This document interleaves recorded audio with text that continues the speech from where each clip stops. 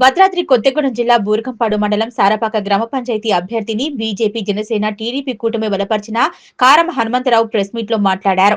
తాను స్థానికుడినని, మీ అమూల్యమైన ఓటు ఉంగరం గుర్తుకు వేసి అత్యధిక మెజారిటీతో గెలిపించాలని ప్రార్థిస్తున్నారన్నారు. అలాగే తాను సర్పంచ్ గా గెలిచిన వెంటనే మల్టీ స్పెషాలిటీ హాస్పిటల్ నిర్మిస్తానని, మన సారపాకలో ఏ ఒక్క వ్యక్తి చనిపోతే శ్మశాన వాటిక లేక అందుకుగాను తన వంతు శ్మశాన వాటిక కల్పిస్తానని, వీధి డ్రైనేజీలు, వీధిలో కరెంటు స్తంభాలు, గల్లీ సీసీ రోడ్లు, ఇంటి పనులు, ఇంటి నెంబర్లు, చదువుకునే ఖాళీగా ఉన్న యువతకు ఐటీసీ నుంచి ఉపాధి కల్పిస్తానని మీడియా ముందు హామీ ఇచ్చారు. నమస్కారం. నేను మీ కారం హనుమంతరావుని. నేను మన సారపాక సర్పంచ్ ఎన్నికల్లో కూటమి తరఫున అభ్యర్థిగా పోటీ చేస్తున్నాను. కనీసమైన మేజర్ గ్రామ పంచాయతీలో ఒక శ్మశాన వాటికి కావాలి, ఇంకొకటి పిల్లలు ఆడుకోవడానికి ప్లే గ్రౌండ్ కావాలి, మరొకటి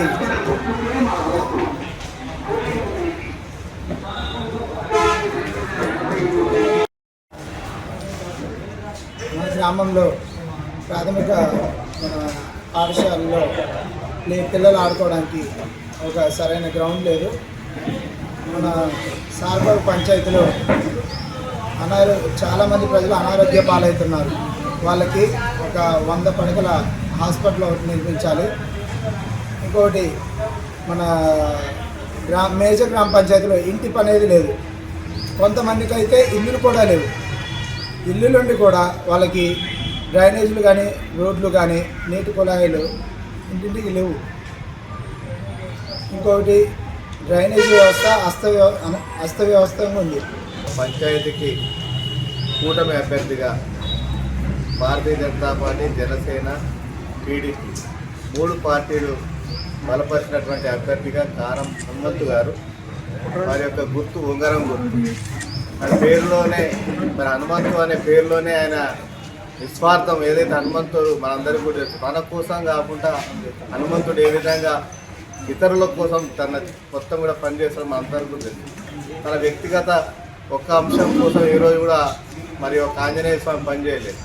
ఆయన తన జీవితం అంతా కూడా త్యాగమే, ఇతరుల కోసమే పనిచేసినటువంటి చరిత్ర మనం హనుమంతుడి ద్వారా నేర్చుకుంటాం.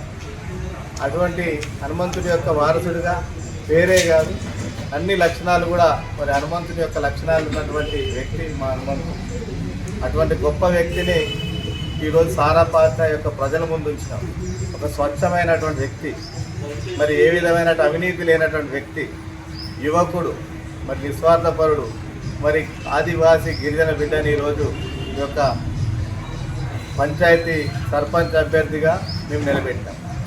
మా యొక్క అభ్యర్థితో పాటు మిగతా అభ్యర్థులు పోల్చి చూసుకోండి, గత చరిత్ర పోల్చి చూడండి, గతంలో గెలిచినటువంటి సర్పంచ్ యొక్క చరిత్ర చూడండి, మరి ఇంకొక పార్టీ బలపరిచినటువంటి కాంగ్రెస్ పార్టీ నుంచి గెలిచినటువంటి చరిత్ర చూడండి. అతడు ఇక్కడ స్థానికుడు కూడా కాదు, ఇక్కడ సంబంధం లేనటువంటి వ్యక్తి, కేవలం కొన్ని డబ్బు సంచులతో గెలవాలని వచ్చినటువంటి వ్యక్తి. మరి ఈ ప్రాంతంలోనే అనేక రోజులుగా ఈ యొక్క గ్రామంలో, ఈ యొక్క పంచాయతీలో ఎక్కడ ఏ సమస్య ఉన్నా, ఎవరికి ఏ ఆపద వచ్చినా ఇంట్లో తన కుటుంబంలో ఒక వ్యక్తిగా పనిచేస్తూ ఈ యొక్క గ్రామం అంతా కూడా సుపరిచితుడు. ఎవరికి అర్ధరాత్రి ఆపద వచ్చినా కూడా పోతాడు, ఎవరికి ఏ కష్టం వచ్చిందంటే కూడా తన కష్టంగా భావించి ఆ యొక్క కష్టాన్ని తీర్చే వరకు తన చేతనైనంత వరకు ప్రయత్నం చేస్తాడు. ఈ యొక్క సారపాకలో ప్రతి ఒక్క కుటుంబము